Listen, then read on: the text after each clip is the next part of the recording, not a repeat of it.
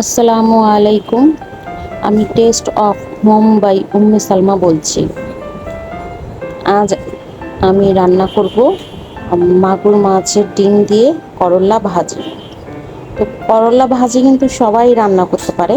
আমার ভিডিওটা হচ্ছে যারা নতুন রাঁধুনি বা নতুন সংসার করছে তাদের জন্য। হয়তোবা আমার ভিডিও দেখে তাদের কিছুটা উপকারে আসতে পারে। তো সবার প্রথমে আমি চুলায় কড়াই বসিয়ে দিয়েছি ভাজির জন্য।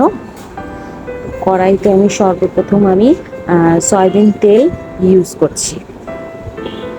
এরপর আমি মাগুর মাছের ডিম ঢেলে দিলাম, যার যেমন পরিমাণ আর কি।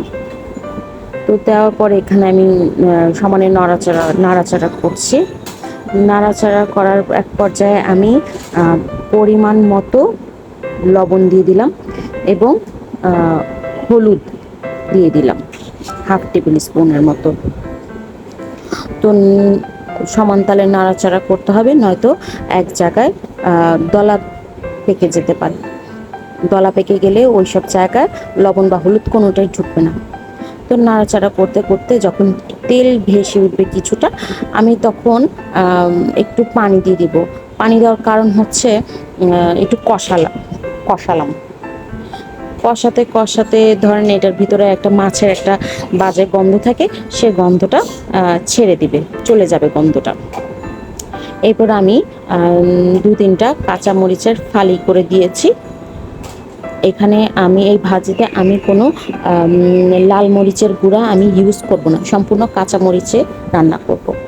তারপর আমি এখানে একটা মাঝারি বড় সাইজের আলু নিয়েছি, চ্যাপটা চ্যাপটা করে কাটা, সেটা ধুয়ে দিয়ে দিয়েছি। তো এখানে এরপর আমি একটু নাড়াচাড়া করে আলু সিদ্ধ হওয়ার জন্য 50% সিদ্ধ হওয়ার জন্য আমি পানি দিয়ে ভালোভাবে নাড়াচাড়া করতে লাগলাম। আসলে এখানে নতুন আলু হলে এত পানি দেওয়া লাগে না, পুরান আলুর জন্য একটু বারবার আমার চেক করা লাগছে। তো আমি সরা দিয়ে ঢেকে ঢেকে জিনিসটা রান্না করছি যাতে আলুটা সুন্দরভাবে গলে যায়। তো সামান্য নাম পরিমাণে একটু পানি থাকা অবস্থাতেই আমি পাতলা পাতলা করে রাখা করল্লা কেটে রেখেছিলাম এবং কাটার আগে আমি ধুয়েছি, সেটা আমি দিয়ে দিলাম। দিয়ে দেওয়ার পরে কিছুটা নাড়াচাড়া করে আমি মাঝারি আছে জিনিসটা রেখে দিব। পরে আমি আঁচটা বাড়িয়ে রান্না করব। একটা জিনিস বলে রাখা ভালো, করল্লা ঢেকে রান্না করতে হয় না। আলুটা ঢেকে রান্না করলাম, কিন্তু করল্লা দেওয়ার পর আর ঢাকনা দিয়ে ঢাকবো না। যখন করল্লাও অনেকটা গলে আসবে, সামান্য একটু বাকি, তখন আমি একটু মোটা মোটা করে কাটা চাকচাক করে আমি পেঁয়াজ দিয়ে দিলাম। আমি কিন্তু প্রথমে কোনো পেঁয়াজ দিইনি, পেঁয়াজটা আমি শেষের দিকে ইউজ করছি, সামান্য একটু পানি থাকা অবস্থা। আর আমি করল্লাতে কোনো পানি দেইনি, করল্লার নিজস্ব যে পানিটা থাকে সেটা দিয়েই গলে যাবে, এবং আলুতে সামান্য একটু পানি থাকা অবস্থাতে এটা টেকনিক করে রান্নাটা করতে হয়। তো এভাবেই আমি মাঝখানে 2-1বার দেখেছি, লবণও আমি চেক করে ফেলেছি।